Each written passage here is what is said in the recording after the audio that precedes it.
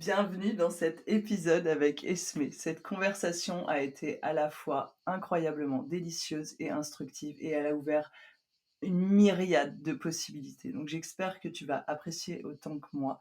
Et si tu veux poursuivre cette exploration, j'ai un cadeau pour toi. La révolution du plaisir. C'est un challenge 100% gratuit que je te propose de faire du 24 au 28 juillet où tu vas vraiment aller explorer, cultiver, réveiller ce plaisir dans ton corps et dans ton quotidien.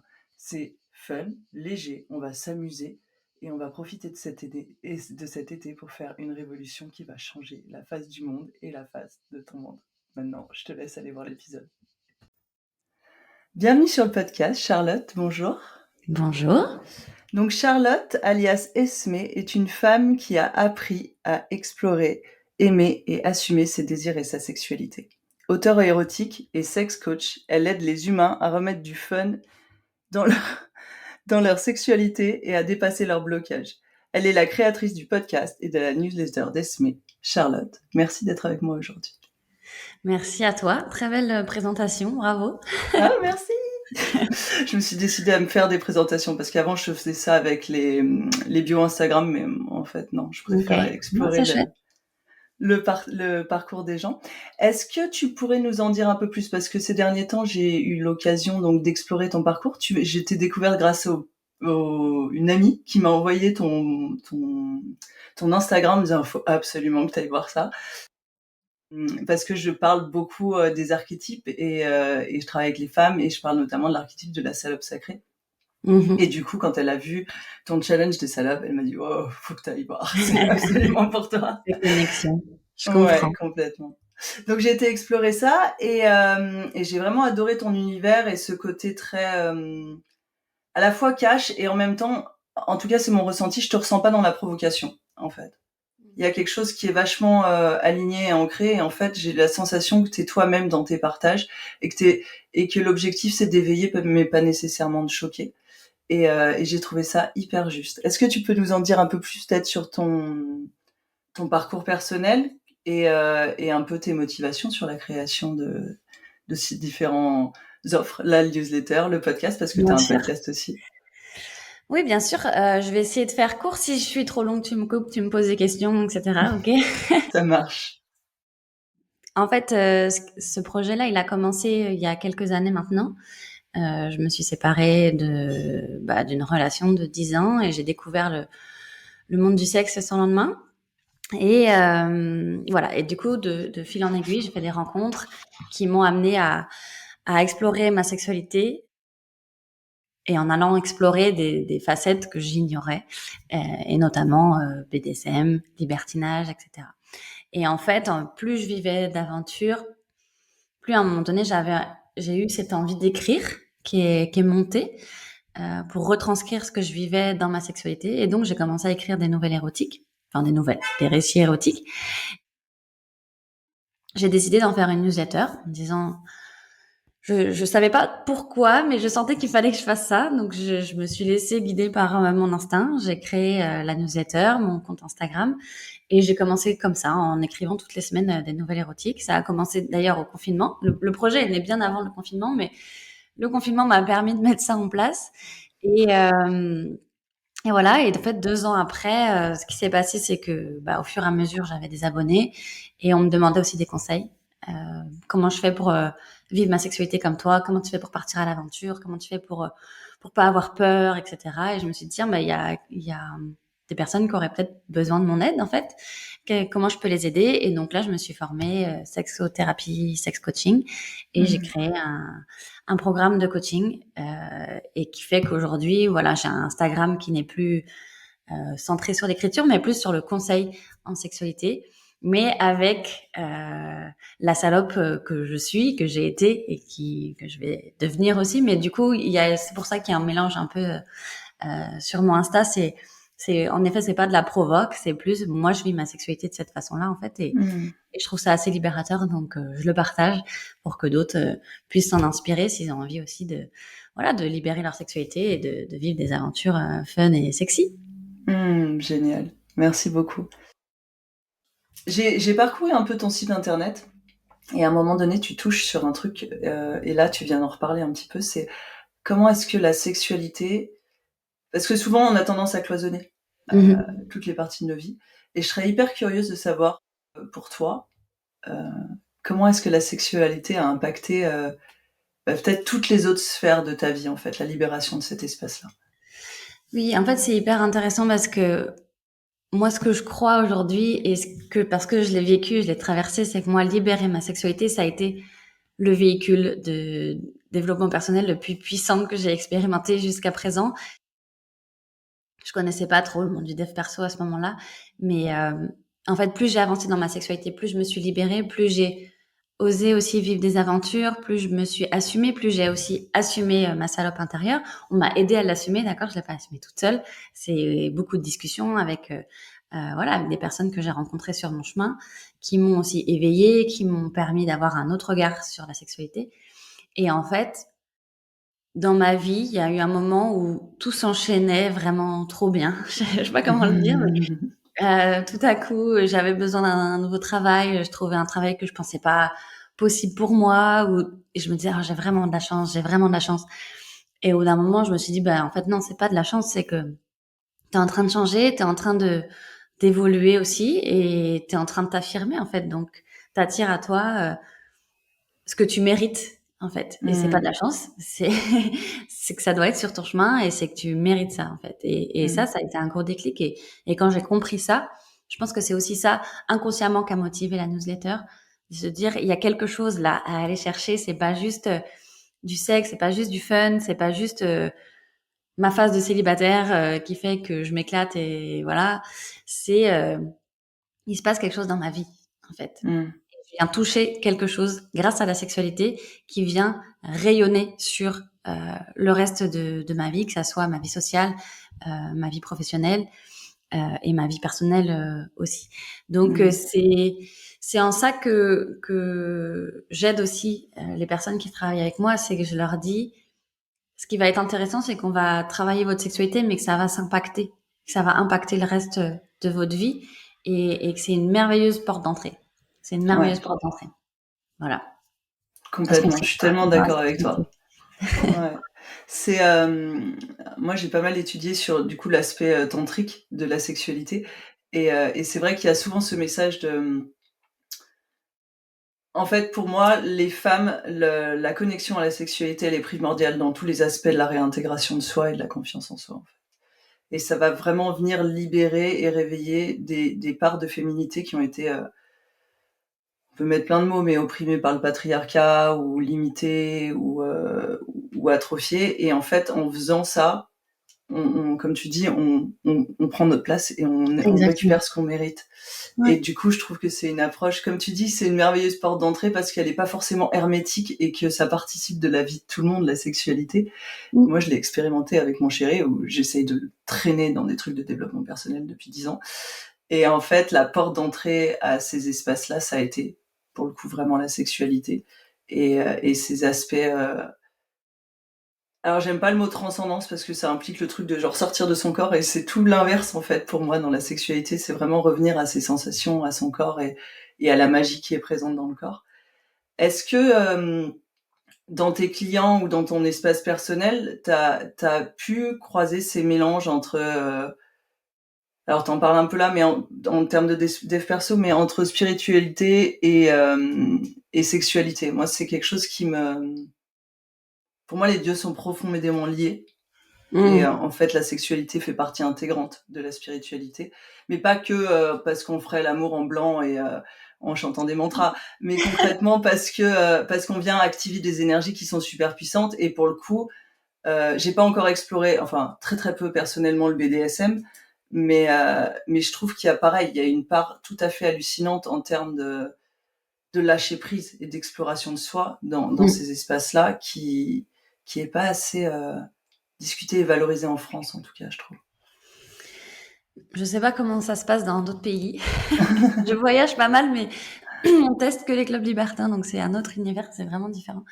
Mais écoute, moi, j'ai pas une grande expérience de la sexualité sacrée et spirituelle.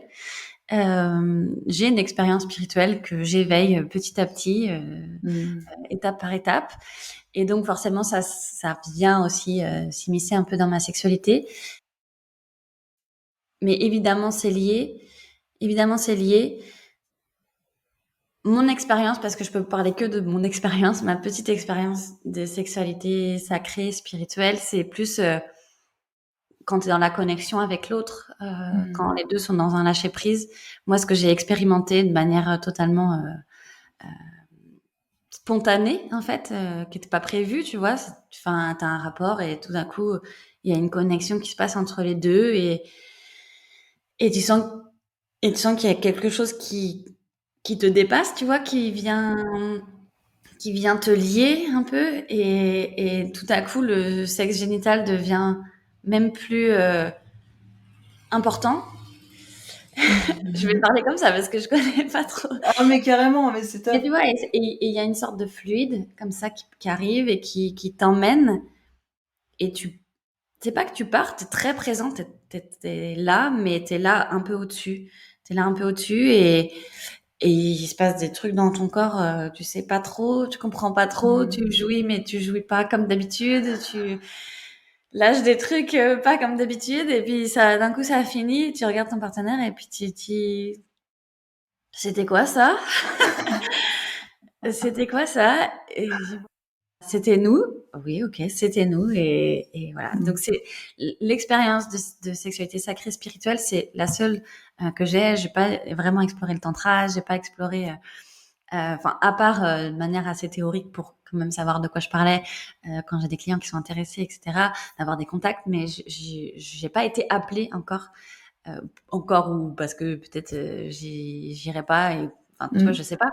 Mais en tout cas, ça se passe comme ça, la connexion à la spiritualité, c'est que c'est à un moment donné, pof, il y a une connexion, je sais pas, un alignement des planètes qui se fait avec mon chéri, nos énergies communes. Le calme de la pièce ou je sais pas, et puis ça part, voilà, ça part et il se passe ça. Donc mais c'est une part de la sexualité, Ouais. et je suis pas partisane, tu vois, de dire que il faut passer par là pour avoir la sexualité. Je pense que c'est une forme de sexualité, qu'il y en a beaucoup, des formes de sexualité, et que si c'est une sexualité qui nous va, eh ben allons-y, explorons-la, mais que elle peut être présente, et comme moi dans ma vie, en fait. De temps en temps, elle arrive, elle est là, tiens, coucou, regarde là, je crois qu'on a fait du sexe spirituel ou sacré, ou je sais pas le mot qu'on peut utiliser, mais voilà, nous on était nous-mêmes comme d'habitude, et juste l'énergie du moment a fait qu'on a vécu ça. Mais comme des fois, ton énergie du moment, elle va te faire vivre un sexe super sauvage, super intense que t'avais pas prévu, et tu t'es dit pareil, c'était quoi? Et des fois, t'es super sauvage et en fait, tu finis tout mignon, tu vois. C'est la magie aussi du sexe, en fait. C'est la magie de l'instant et de qu'est-ce qui se passe quand les deux corps et les deux énergies se mélangent. Et des fois, ça fait des trucs un peu cosmiques. Absolument. Et j'aime beaucoup ce que tu approches là des différents types de sexualité, parce que dans nos sociétés, il y a eu... Alors, c'est assez bizarre parce qu'à la fois, il y a un formatage et un nivellement où, genre, faut que ce soit un peu caché, ça reste tabou, il y a plein de trucs où faut pas en parler, même dans les couples, des fois, la discussion se fait pas. Et en même temps, il y a une hypersexualisation des corps à tout niveau. Et je trouve que c'est hyper intéressant ce que tu amènes, et j'ai cru comprendre que ça avait été vachement ton chemin aussi, d'expérimenter différents types de sexualité. Est-ce que tu veux parler un petit peu de peut-être éclairer les gens sur s'ils connaissent pas du tout? Parce que moi, c'est vrai que j'ai tendance à parler de sexualité sacrée pour le coup, mais Mais qu'il n'y très ait bien, hein. effectivement aucun type, tu vois. Et du coup, les différents types de sexualité, et peut-être ce que toi t'en as appris sur toi-même avant tout. Ok. Alors, moi, j'ai commencé par le BDSM par hasard. Par hasard, j'ai rencontré quelqu'un qui m'a proposé une relation dominant-soumise. Et j'avais jamais vraiment, c'était loin de mon imaginaire érotique, qui était pas forcément très très développé à ce moment-là, en tout cas qui était voilà, très classique. Et donc et en fait ça a été une révélation, vraiment. Je pense qu'on peut le dire comme ça, c'est que je me suis pas seulement prise au jeu, c'est que ça m'a pris aux tripes et ça m'a amené dans des états je pense, de transe, de connexion à une autre sexualité qu'une sexualité génitale. C'était la première fois aussi pour moi. Et en fait, oui, dans le BDSM, il y a une forme évidemment de spiritualité. En tout cas, on appelle ça plutôt cérébral. C'est venir chercher les scénarios, venir chercher le jeu. Il y a quelque chose de très cathartique aussi, en fait, quand tu viens chercher tes limites, quand tu viens les pousser. Il y a des choses qui sortent aussi de toi, en fait. Moi, il y a des fois, je ressens le besoin d'une séance BDSM parce que je sens qu'il y a des choses que mon corps peut venir libérer aussi par cette pratique-là. Voilà. Et moi, en tant que soumise, j'ai adoré. Voilà, l'univers fantasmagorique m'a plu. C'était théâtral aussi. Enfin, il y a tout ça qui venait se mettre en place. Moi, je suis très joueuse dans ma sexualité, donc ça m'a beaucoup plu. J'ai découvert aussi, tu vois, les impacts, les jeux d'impact. J'étais pas du tout dans ça avant. J'aimais bien une petite fessée en levrette, tu vois, le classique. Mais vivre une vraie séance de fessée ou une séance de martinet, c'était hyper loin de mon univers. Je pensais pas que c'était quelque chose qui m'attirait, qui pouvait m'attirer. La violence, tu vois, le côté étiquette violence dans le sexe, dans un moment d'amour, comment c'est possible. Et, euh, et en fait, au même degré qu'il y a la violence de l'acte, il y a l'amour qui est autour et c'est un monde plein d'amour, vraiment. Et, euh, et voilà. Donc ça, c'est mon expérience BDSM. Je me suis perdue, je sais même plus la question. Non, mais c'était hyper intéressant. La question était sur les différents types de sexualité que tu as pu explorer et peut-être ce que ça t'a appris sur toi. Mais je pense qu'on va rebondir sur le BDSM après parce qu'il y a des choses intéressantes. Ok. Donc ça, c'était le BDSM, sexualité plutôt cérébrale. J'ai envie de dire aussi spirituel quand même, parce que quand tu touches à des états transcendantaux, etc., bon, ben en fait, c'est un moyen d'y accéder. Il y en a d'autres, notamment ce que toi, t'expérimentes, j'imagine, dans ta sexualité sacrée. Après, il y a eu le sexe aussi très génital à plusieurs, voilà, les orgies, découvrir le libertinage, découvrir tout ça. Ça m'a permis vraiment d'explorer ma sexualité purement génitale. Qu'est-ce qui me donne du plaisir? Qu'est-ce que j'aime moins? Qu'est-ce qui me fait partir? Qu'est-ce qui me donne des orgasmes? Ça, c'était intéressant. Et puis, petit à petit aussi, j'essaye d'ouvrir mon champ. En fait, en tout cas, je suis curieuse. Mais moi, c'est mon type de sexualité aussi. J'ai besoin d'un peu de tout pour être bien. Et c'est ce que je dis à mes clients, c'est la sexualité. Est-ce que c'est Alain Héril qui développe ça, les différents types de sexualité? Et il y a la sexualité génitale, il y a la sexualité romantique qu'on vit dans le couple, il y a la sexualité très fusionnelle, il y a la sexualité spirituelle, la sexualité sublimée aussi. Moi, je pense que l'écriture, c'était une forme de sexualité sublimée.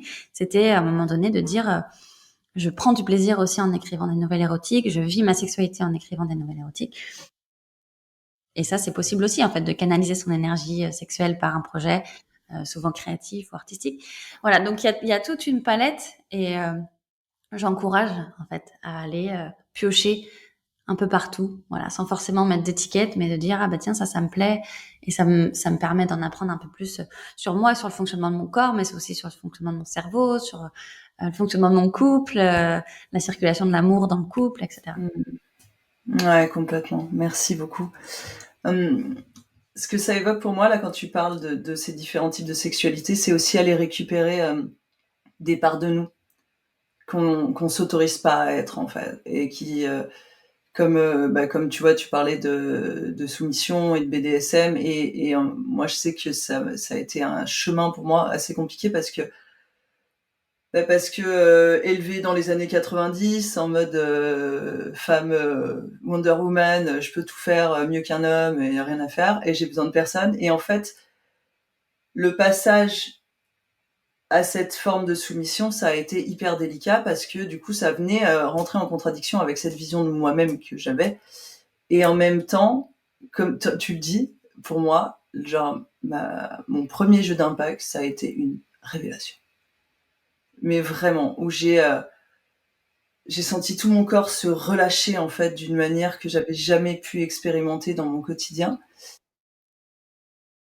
Et je pense qu'il y a beaucoup de tabous autour de ces espaces du BDSM parce que ça a été diabolisé, parce que sans doute, je connais. Alors moi, c'est chez moi, hein, donc je connais pas le milieu BDSM en tant que tel. Mmh. J'en ai pas d'idée particulière. On m'en a raconté des choses où effectivement, des fois, tu dis.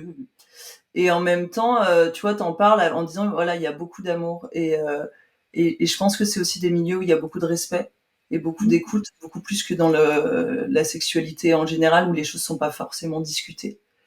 Est-ce que tu veux parler un peu plus de ce milieu-là ou pas forcément pour expliquer le milieu en lui-même, mais peut-être pour libérer un peu les blocages qu'on peut avoir autour de ça et peut-être être une autorisation à explorer d'autres choses. Est-ce qu'on peut être une soumise féministe, par exemple, ou des Par questions comme exemple. ça? Non, mais c'est des questions sur lesquelles, évidemment, je me suis penchée. Moi, tu vois, c'était un truc de dire, est-ce que c'est vraiment moi?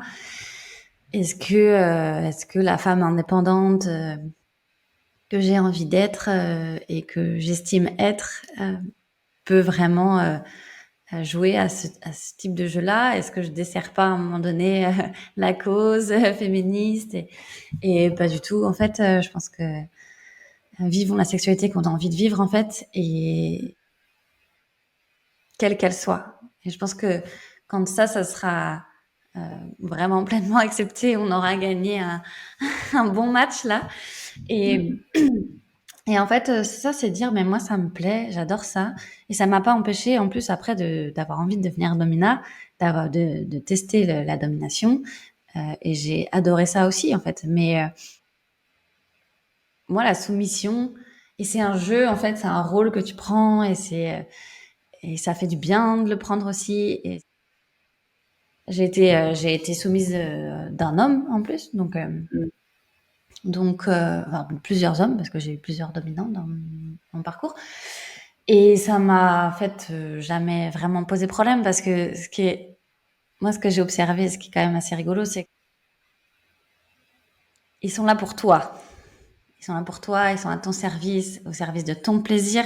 La soumise, elle est pas là pour assouvir les besoins et les fantasmes de son dominant. D'accord, si vous êtes dans une relation BDSM comme ça, je pense qu'elle n'est pas vraiment juste la relation. Et en fait,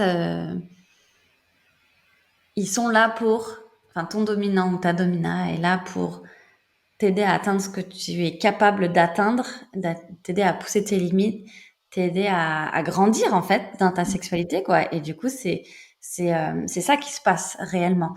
Je pense que l'image peut-être qu'il y a à déconstruire, c'est penser que t'es traîné en laisse et que du coup, t'es considérée comme juste une chienne et t'es bonne qu'à manger dans ta gamelle et à, et à assouvir tous les besoins et les fantasmes de ton dominant. D'extérieur, c'est ce qui peut se passer. D'accord. Tu peux être drainé en laisse et manger dans ta gamelle. Mais en fait, ce qui se passe, c'est que tout est codé, tout est décidé. Il y a rien que tu fais que tu n'as pas envie de faire. Et ton dominant, il est là aussi pour jouer avec tes limites. Jouer avec tes limites, savoir, ok, là, tu as atteint tes limites. Est-ce que tu es sûr d'avoir atteint ta limite? Est-ce que tu as envie d'aller un peu plus loin? Est-ce que non, ou au contraire dire non, là c'est bon, je sais que tu as envie d'aller plus loin, mais on s'arrête là pour aujourd'hui. Tu vois, et c'est tout ça qu'il y a derrière la caricature en fait. Mmh. C'est un contrat hyper explicite entre deux personnes qui viennent jouer un rôle sans être dans le personnage, faut faire attention, trop de théâtralité des fois, juste dans le naturel en fait, et venir déposer ça dans un lieu cadré dédié à ça. Voilà ce que je peux en dire. Est-ce que je peux essayer si ça peut aider des gens à déconstruire un peu l'image. Ouais, génial. Et c'est hyper intéressant parce que dans ce que tu exprimes, il y a tous les paramètres d'une relation consciente et bienveillante, c'est-à-dire qu'il y a le cadre, il y a le contexte, il y a les besoins de chacun, il y a la discussion en amont et la communication. Et moi, j'ai étudié un petit peu ces énergétiques-là de domination et soumission. Et c'est vrai que ce qui ressort beaucoup, c'est que contrairement à l'image stéréotypée qu'on en a, où le dominant, effectivement, il y a une forme d'abus sur l'autre, tu vois.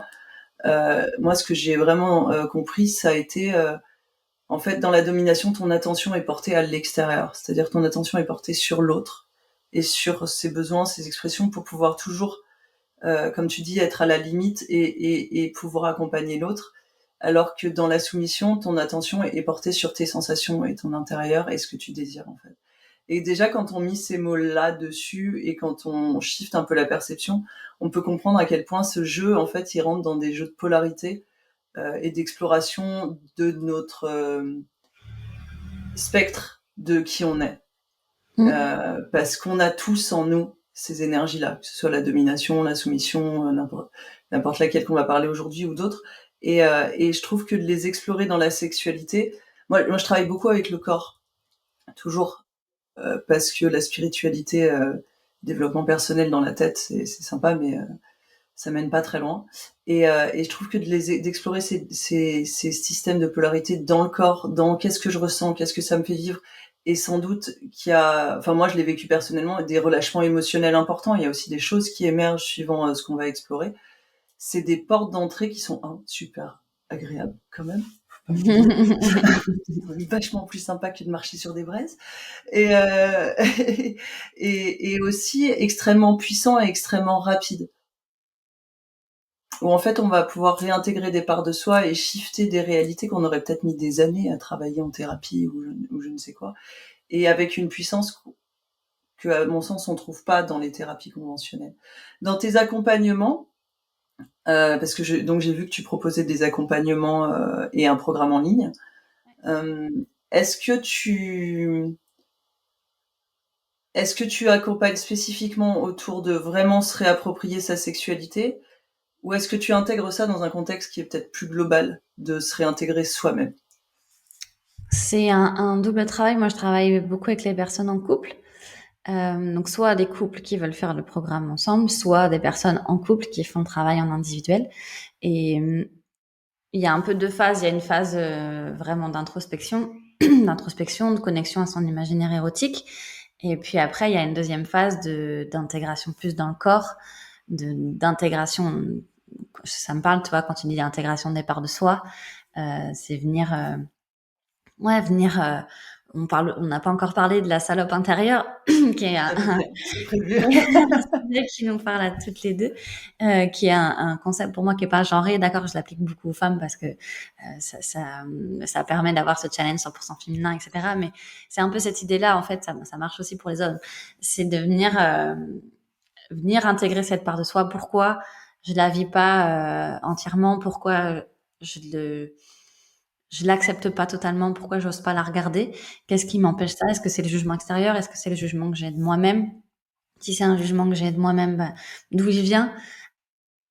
Pourquoi je la juge, cette salope-là? Pourquoi je juge bah, cette part sexuelle, en fait, de moi? Et du coup, on essaye de venir libérer ça pour que les dynamiques dans le couple se rééquilibrent. Souvent, c'est des couples qui peuvent avoir des écarts de libido. Et du coup, quand ça peut créer de la frustration dans le couple, de l'incompréhension, un manque de communication, et du coup de venir juste se réassumer, se reconnecter à sa sexualité, ça permet de rééquilibrer. Je fais des gros schémas, hein, mais de rééquilibrer en fait les dynamiques aussi dans le couple, parce qu'on reprend sa place en fait, tout simplement. Quand on reprend sa place, qu'on s'affirme un peu plus, ben en fait on vient rebalancer en fait les écarts de libido. Ça veut pas dire que je vais avoir plus de libido et l'autre il va en avoir moins. C'est juste je rebalance les jeux d'influence et de pouvoir aussi dans le couple sur le domaine de la sexualité. Ouais, complètement. Et tes clients, du coup, je suppose que tu as des retours aussi sur des rééquilibrages globaux, même dans leur quotidien, ou... Ouais, ouais.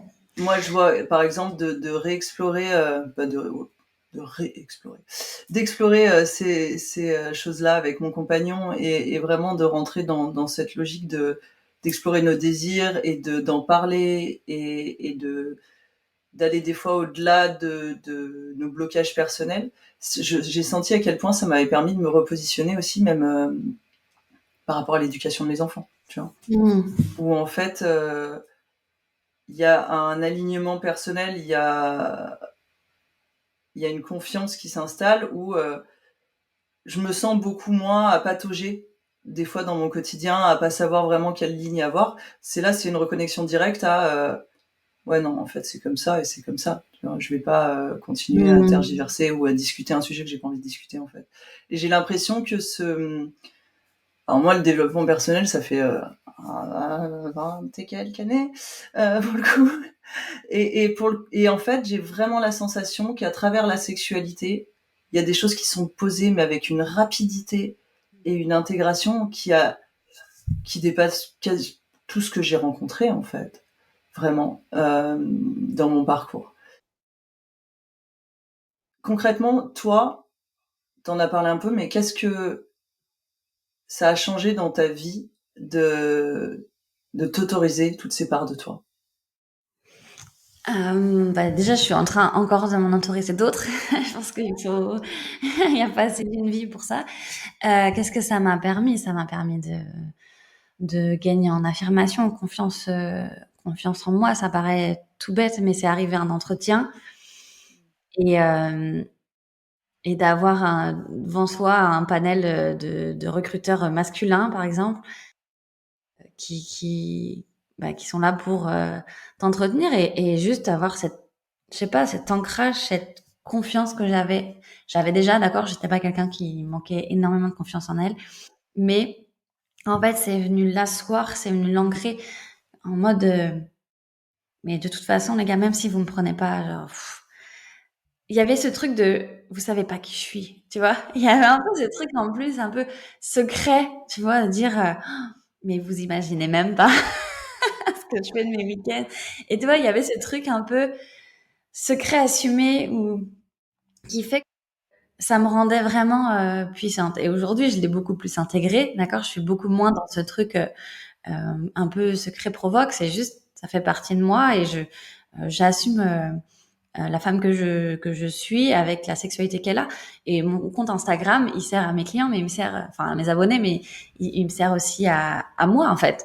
C'est chaque fois aussi venir affirmer des parts de moi, venir questionner l'image que je renvoie et comme qu'est-ce que j'ai envie de renvoyer comme image, qu'est-ce qui est authentique aujourd'hui avec celle que je suis, parce que je suis plus non plus celle d'il y a quelques années. Donc ça vient, tout ça, ça vient bouger un peu et ça m'a permis ça m'a permis aussi de rencontrer un partenaire parfait pour moi, voilà, le chéri que j'ai aujourd'hui. Voilà, on est amoureux, on vit un couple vraiment épanoui avec un degré de communication que j'ai rarement eu dans des relations.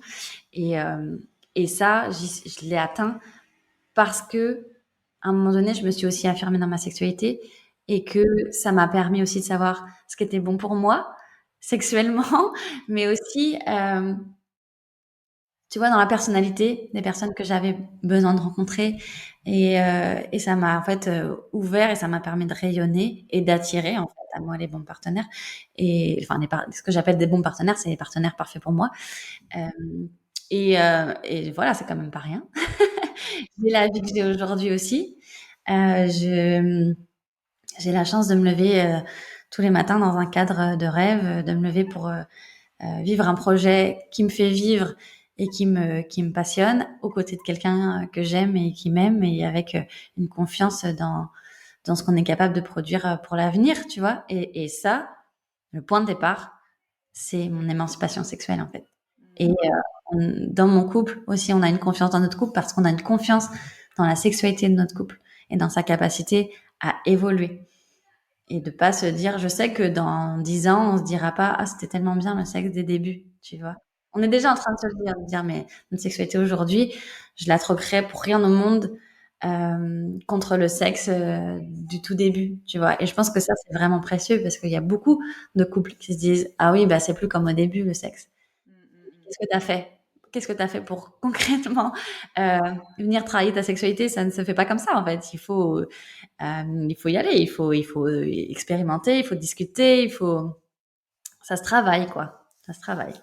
Ouais, complètement. Je suis tellement d'accord avec toi. Et c'est, moi aujourd'hui, là, ça fait 11 ans qu'on est ensemble. Et effectivement, j'échangerais pour rien la sexualité que j'ai aujourd'hui avec notre sexualité des débuts, parce qu'il y a tellement de, enfin, c'est même pas descriptible en mots, mais il y a tellement d'autres implications, et je sens une connexion qui est tellement plus puissante et profonde que ce qu'on avait au départ. Et en même temps, comme tu dis, c'est un travail. C'est-à-dire qu'il y a trop ce truc de genre, ouais, mais c'est l'amour, et puis on s'aimera toujours, et puis, ou alors carrément le truc, oui, bon, bah, de toute façon, l'attirance sexuelle, ça dure 2 ans, puis après, c'est de la tendresse, quoi. Et Ouais. ça, c'est, pour moi, c'est des tueurs de couple, déjà, parce que, en fait, on en vient à être des colocataires de cogestion de famille, tu vois, et il y a plus cette alchimie et cette attirance. Et je sais qu'aujourd'hui, dans mon couple, enfin, concrètement, si on n'avait pas ça, on serait plus ensemble. Ça, c'est sûr. Et c'est fondamental à notre entente, à notre communication, à notre lien. Et c'est ce qui fait aujourd'hui, on a 2 enfants, alors ça va peut-être pas plaire à tout le monde ce que je vais dire, mais aujourd'hui, ma relation de couple est fondamentale dans mon univers. C'est-à-dire qu'elle va bien au-delà de... Enfin, j'aime profondément mes enfants, et tu vois, je sens encore que j'ai besoin de me justifier. Genre, si, j'aime quand même mes enfants. Mais j'aime énormément mes enfants, mais ils sont amenés à grandir, à partir. Alors que ma relation aujourd'hui, je sais que qu'on peut l'emmener encore tellement plus loin, et qu'il y a tellement de potentiel. Et c'est déjà tellement gigantesque les chemins qu'on a fait, qu'il y a une forme d'excitation et d'émerveillement face à ça, tu vois. Et je trouve que c'est pas assez transmis comme message. Une vraie relation comme ça demande du travail et de l'investissement. Vraiment. Oui, et en fait, le mot travail, il est souvent connoté négativement. C'est pour ça que j'ai du mal enfin, j'utilise, mais avec des pincettes, mais c'est une attention, en tout cas, une attention et une intention. Et je trouve que tu as mis le doigt sur quelque chose de très intéressant, c'est la connexion. Parce que là, on n'est pas en train de faire une injonction à ayez de la sexualité, ayez du sexe, sinon votre couple va s'effondrer. Non, c'est plus travailler la connexion. Parce que si à un moment donné, il y a une sexualité qui s'émiette un peu, c'est que la connexion est plus là. Souvent, c'est vraiment ça. Et c'est comment je reconnecte avec l'autre. Et la sexualité permet ça. Mais dans le quotidien aussi, on peut reconnecter, et on peut reconnecter dans une intimité. En fait, on n'est pas obligé d'avoir une sexualité parce quand on pense sexualité, on pense tout de suite très génitalité, pénétration, etc. Et c'est plus l'idée de quelle connexion je crée avec l'autre et comment je fais en sorte que cette connexion se maintienne et permettre de faire évoluer le couple dans tous les autres domaines de la vie du couple. Ouais, complètement. Et c'est en tantra, on dit que la porte d'entrée du sexe de la femme, c'est le cœur, et la porte d'entrée du cœur d'un homme, c'est le sexe. Et du coup, c'est vraiment intéressant d'observer que souvent, en tant que femme, on attend une espèce d'attention ou de connexion particulière de la part de notre compagnon, mais en fait, ce sont pas des réplicas à poil de nous, en fait. C'est-à-dire que les hommes ne sont pas des femmes avec des poils.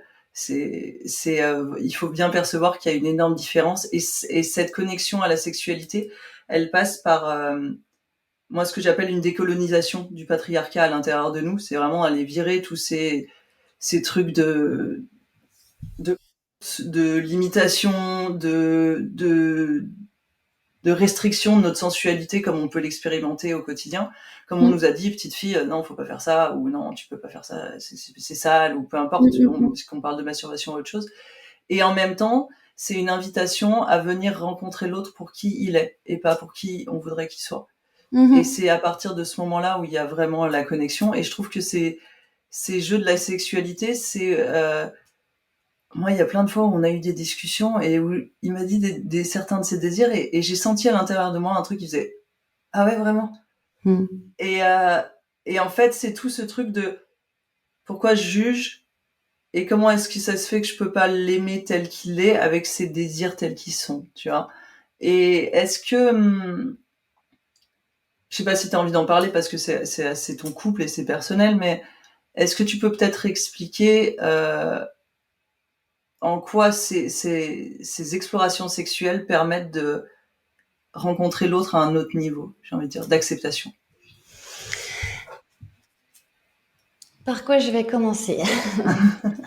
En plus, nous, notre sexualité, ça a été, on appelle ça un bon challenge, d'accord? C'est que moi, je suis arrivée avec mon projet, ma sexualité très affirmée et affichée en plus Mmh.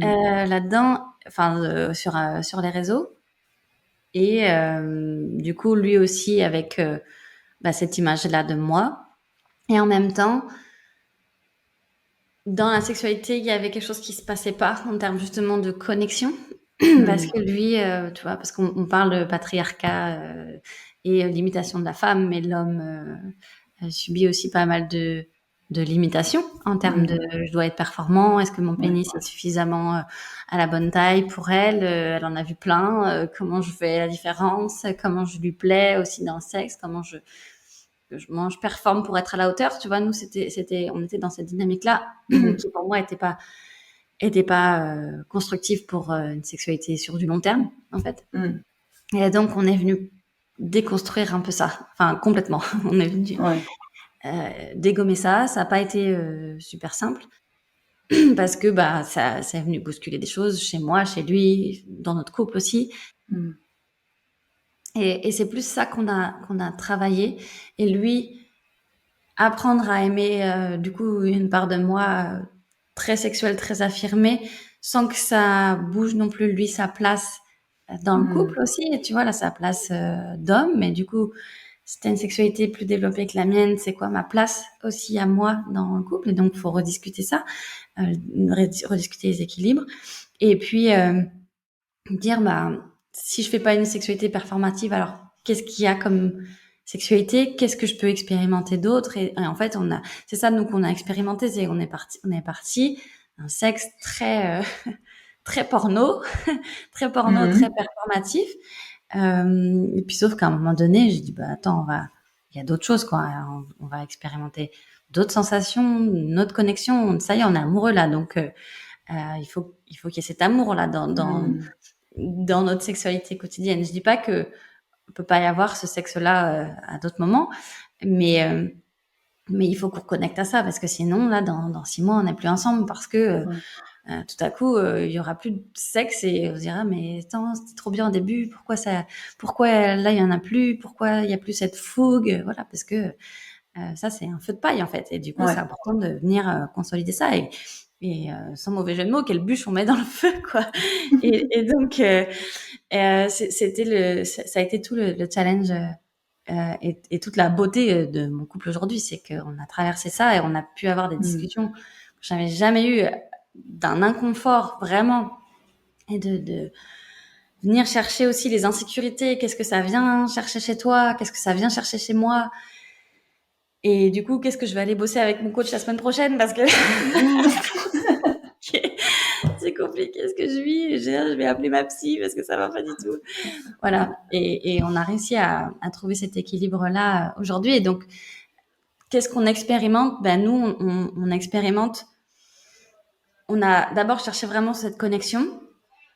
Et si je devais schématiser, c'est un peu ce que j'ai l'impression qu'on vit en ce moment, c'est on est connecté, on a un quotidien qui est sain, qui est joyeux, fun dans la sexualité, jouissif aussi. Mmh. Et puis maintenant, c'est de dire comment on explore aussi tout ça, comment on va explorer cette sexualité-là. Et donc, on va chercher des petites explorations, des aventures à vivre ensemble pour venir chercher des petites parts de nous en couple aussi. Mmh. Et se stretcher, quoi, et se dire, bon, ok, qu'est-ce qui se passe si là on est tous les deux je sais pas, dans un club par exemple, qu'est-ce qui se passe?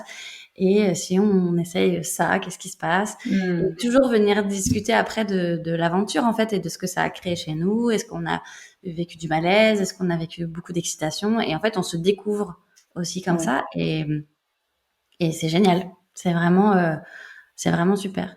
Voilà. Et ça Mmh. fait que même quand on a des phases où il n'y a pas d'exploration, on n'est pas inquiet pour notre sexualité parce qu'on sait qu'on Ouais. est capable d'aller chercher ça, parce qu'on est capable de communiquer aussi sur le sujet. Ouais, complètement. Et pour moi, c'est ça le point fondamental, c'est être capable d'échanger. Et comme tu dis, au début, ça peut être assez inconfortable parce que c'est pas des conversations qu'on nous a spécialement appris, habitués à avoir. Et puis parce que ça demande une certaine vulnérabilité par rapport Ouais, à ça nous, vient notre chercher vécu. des insécurités fondamentales. Hein. C'est la peur du rejet, la peur de l'abandon, la peur de pas être aimé. Donc, dans une seule conversation, ça fait beaucoup. Et quand les deux ressentent ça, ça fait non, mais ça fait beaucoup à gérer. Et des fois, t'as envie de dire non. En fait, je suis désolée, j'y vais pas. Et un autre qui dit, allez, vas-y, on va y arriver. Mm. Ok, on y va.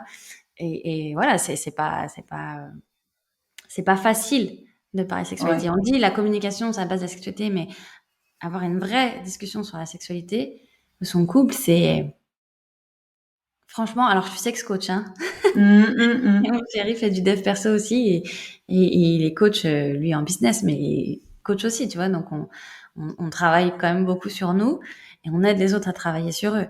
Et on a trouvé ça quand même super difficile. Après, on est allé vite aussi dans les discussions, mais ça vient sécuriser le couple à un moment. Surtout un couple qui est installé depuis longtemps. Par exemple, j'imagine, tu vois, un couple qui n'a pas de discussion sur la sexualité, qui sont ensemble depuis 10, 15, 20 ans.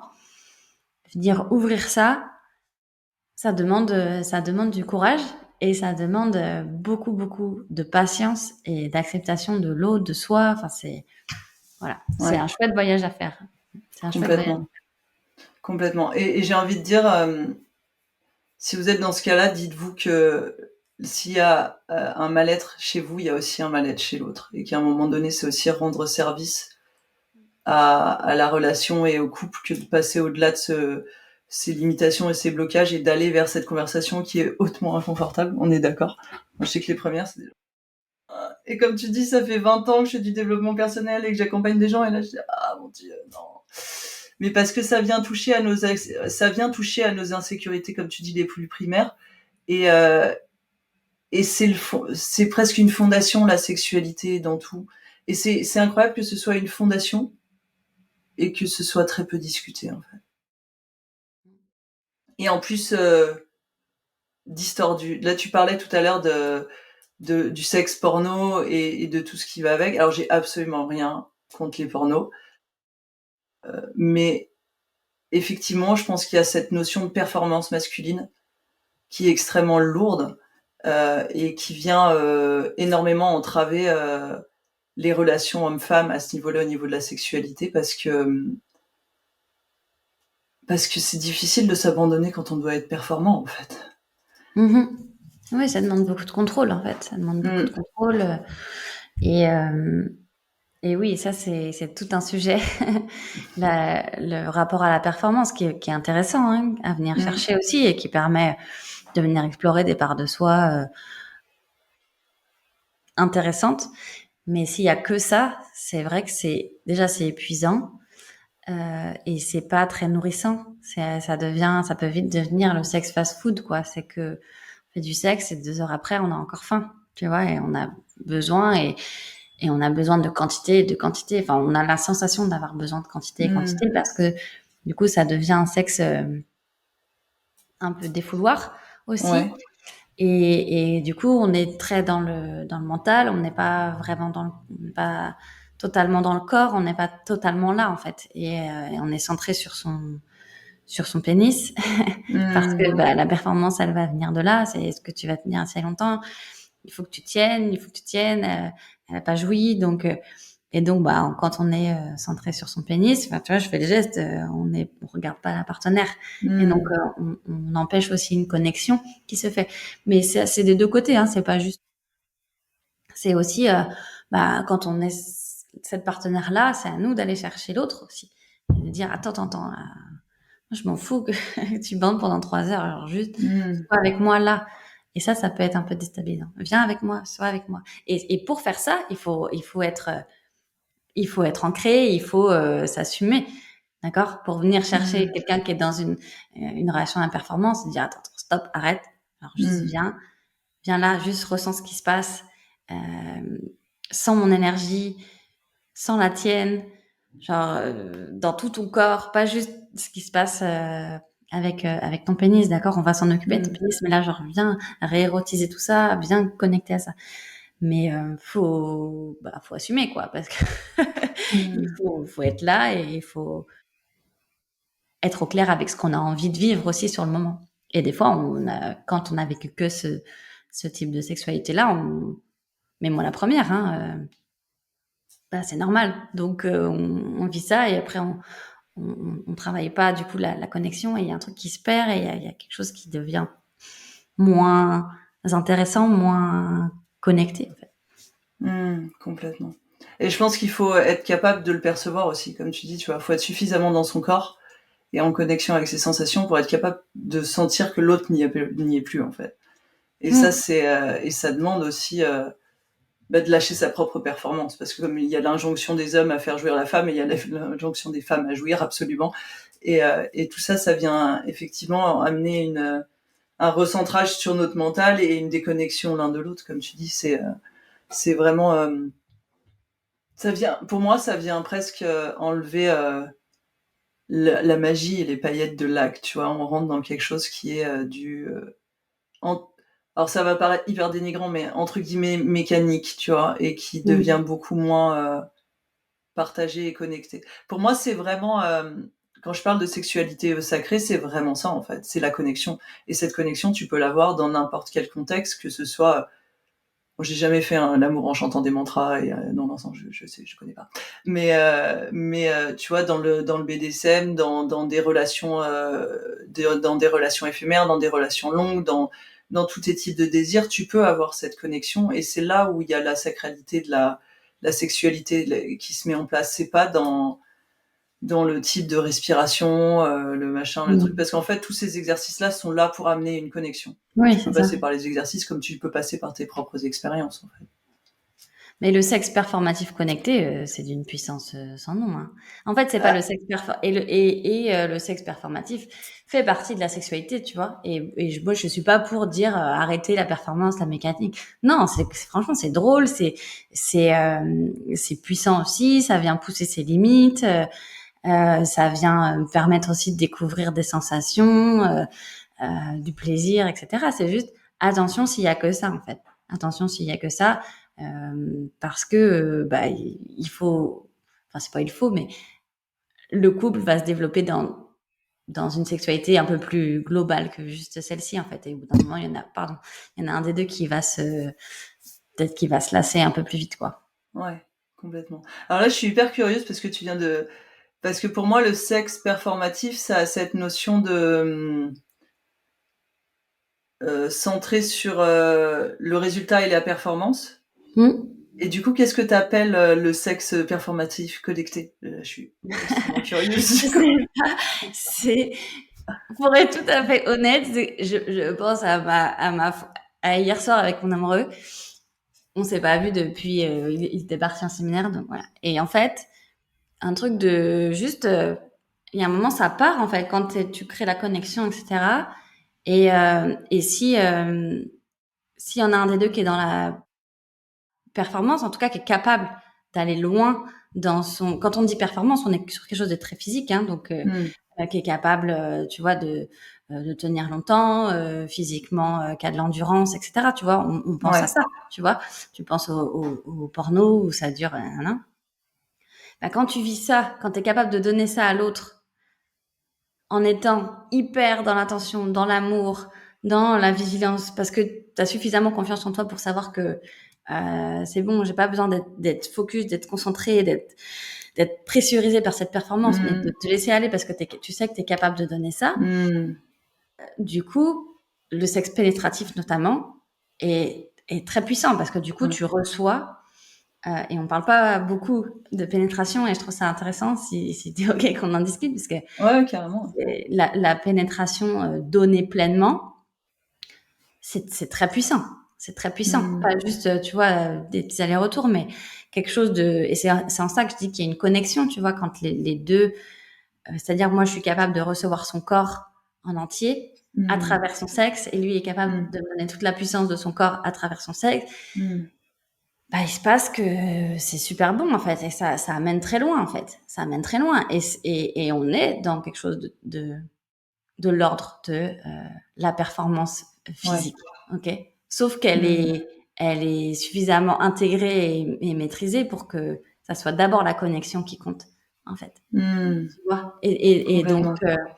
et c'est pour ça, c'est pas ou le sexe sacré ou le sexe porno performatif, c'est qu'est-ce qu'on fait de tout ça, en fait? Et comment je peux mettre tout ça au service de l'autre, au service du plaisir de mon couple, et comment moi je peux me mettre en condition pour être capable de recevoir ça et cette puissance et cette, tu vois, cette performance et cette intensité. Ouais. Et c'est l'autre, c'est comment je canalise aussi ça pour être à son rythme et être, quand elle est prête, de pouvoir lâcher les chevaux et d'y aller. Et, voilà. Mmh. Et bah, c'est connecté et performance. Donc, J'adore. Excellent. C'est excellent. Tu viens de réintégrer toute une part de la sexualité pour moi. Je t'écoutais. Ouais, ouais, j'aime bien. Mais c'est hyper intéressant parce que tu vois, moi, mon travail, il est vraiment sur réintégrer toutes les parts de soi. Alors, pour moi, la sexualité, c'est juste du pain béni parce qu'en fait, il y a tellement de possibilités de transmutation de tabous que c'est juste génial. Mais tu vois, je vois toujours les trucs où je vais avoir un petit jugement, où je vais avoir une petite limitation. Et tu vois, de t'écouter et de dire, ouais, tu vois, c'est aussi ça. Et du coup, tu vois, ça fait le lien avec effectivement des expériences que j'ai eues et ça réhabilite aussi pour moi cette sexualité. Donc, j'espère que ce sera pareil pour vous qui écoutez. Oh putain, je vois le temps passer. J'aurais continué cette discussion pendant des plombes. Mais il faut absolument que je te parle du coup, la salope. Parce qu'on en avait yes. discuté un peu en préambule. Et j'ai lu un ou deux de tes posts et j'ai écouté certaines choses et j'ai beaucoup aimé ce que tu disais sur la réintégration du vocabulaire et sur le pourquoi tu utilises ce mot. Mm. Et, euh, et, en, et qui va aussi pour moi avec pourquoi c'est important de récupérer cette part de soi et de l'assumer. Est-ce que tu veux nous en parler un peu? Oui, bah c'est vrai que pour le coup, c'est un peu provocateur le mot salope. Tu disais tout à l'heure, j'ai du contenu qui est pas dans la provoque. Le côté salope, il est un peu, le challenge des salopes, c'est un peu provocateur. Mais parce que ça m'est venu vraiment comme ça, cette idée-là. Moi, le mot salope, je l'utilise depuis mes expériences dans le BDSM. Avant, je voulais pas en entendre parler. Je voulais pas en entendre parler. Et en fait, j'ai compris sa dimension puissante dans mes expériences sexuelles BDSM, libertinage. Okay, Mmh. dans ces milieux-là, c'est un mot qui est hyper utilisé, qui est pas du tout diabolisé, au contraire, quoi. Mmh. Et en fait, je me suis dit, ben, c'est dommage que ça reste dans ces mondes-là, en fait, parce que moi, de faire la paix avec cette salope-là qui grondait en moi. Moi, j'avais un appétit sexuel, j'étais insatiable. Mmh. Ça créait des tensions dans ma relation. Euh, mais je me sentais pas tout à fait normale. Voilà. Et là, c'est d'un coup mettre un mot sur ah oui, en fait, je suis une salope, j'aime le sexe, euh, Mmh. et je l'assume. Et il n'y a pas un autre mot qui me convenait mieux que celui-ci, en fait. Et les femmes que je rencontrais dans ces milieux-là, voilà, on est toutes des salopes et Mmh. on l'assume complètement et on est euh, on est libre dans notre sexualité, on est assumé dans notre sexualité. Et donc voilà, c'était aussi une occasion de pouvoir proposer à des femmes Mmh. qui ne fréquentent pas forcément ces milieux-là ou qui les fréquentent aussi, mais de venir comprendre comment on peut connecter à sa salope intérieure. Et du coup, c'est Mmh. ce que j'ai proposé à travers le challenge des salopes, c'est de dire, bah, venez, en fait, moi, je l'ai rencontrée, ma salope intérieure, elle s'appelle Esme, Mmh. et elle m'a beaucoup aidée dans ma vie. Donc, venez rencontrer la vôtre parce qu'il y a de grandes chances que ça puisse vous aider vous aussi. Et puis, bah voilà, c'était un petit clin d'œil, quoi. Je pense que je vais changer le nom parce que vraiment, je me suis fait déglinguer sur Instagram par l'algorithme et Mmh. les règles, ce qui est normal, d'accord, c'est une insulte à la base, salope, donc voilà. Mais il va probablement se contenter d'une initiale à la prochaine édition. Le Mmh. challenge des S, voilà. Mais l'intention, il sera, parce que c'est cool la provoque, mais c'est bien aussi si le message il peut être diffusé plus largement. Et voilà, donc c'est pour ça que j'ai créé ce challenge-là. Et, et voilà, et mon idée, c'est que ça puisse aider et libérer au moins le tout début du chemin, montrer un début de chemin vers une possible libération de cette part de soi et Ouais, intégration. j'adore, génial. Ouais, moi j'utilise beaucoup le mot la chatte parce qu'en fait je trouve que c'est